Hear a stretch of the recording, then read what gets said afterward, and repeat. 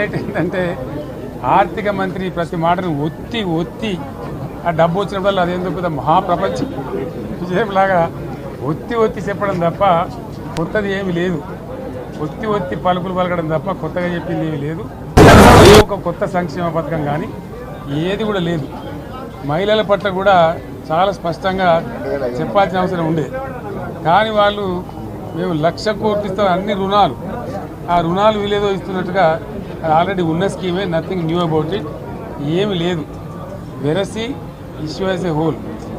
దురదృష్టం ఏంటంటే, చాలా బ్యాడ్ లక్ ఏంటంటే, మేము కూడా ప్రభుత్వం ఏర్పడిన తర్వాత కనీసం ఒక 6 మాసాల సమయం వాళ్ళకి ఇవ్వాలని మేము అనుకున్నాం. నేను కూడా శాసనసభకు పెద్దగా రాలేదు, కానీ ఈరోజు బడ్జెట్ చూస్తే ఏ ఒక్క పాలసీ ఫార్ములేషన్ జరగలేదు. రాష్ట్రానికి సంబంధించినటువంటి ఏ ఒక్క విషయంలో కూడా ఈ అర్భక ప్రభుత్వం ఇప్పటి వరకు పాలసీ ఫార్ములేషనే చేసినట్టుగా కనపడతలేదు. వ్యవసాయం ఉంది, మాకు స్పష్టమైన అవగాహన ఉండే ఈ రాష్ట్రంలో వ్యవసాయ స్థిరీకరణ జరగాలని మేము 2 పంటలకు కూడా ఇచ్చినాం రైతు బంధు. వీళ్ళు ఎగ్గొడతామని చెప్తా ఉన్నారు. మేమేదో రైతులకు ఇచ్చిన డబ్బును దాన్ని పాడు చేసినాము, చెడగొట్టినాము, దుర్వినియోగం చేసామన్న పద్ధతిలో దురదృష్టకరమైన వ్యాఖ్యలు చేస్తూ ఉన్నారు. అంటే ఇది పూర్తిగా రైతు శత్రు ప్రభుత్వం అనేది తెలుస్తూ ఉంది. ధాన్యం కొనుగోలు చేయలేదు, విద్యుత్ సరఫరా చేయడం లేదు, నీళ్లు సరఫరా చేయడం లేదు, చాలా ఇబ్బందులు పెడతా ఉన్నారు. ఇంకా రైతు భరోసా, రైతు బంధు గురించి ఇంకా ప్రస్తావనే లేదు.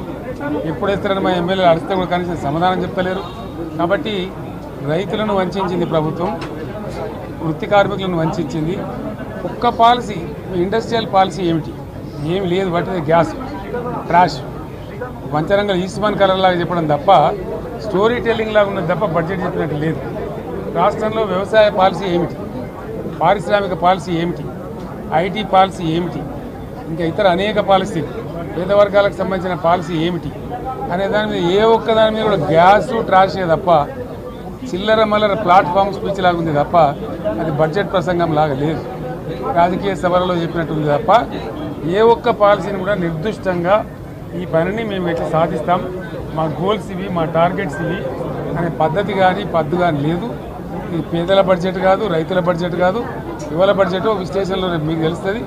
భవిష్యత్తులో బ్రహ్మాండంగా మేము దీన్నంతా కూడా చీల్చి చెండాడబోతాం. Thank you.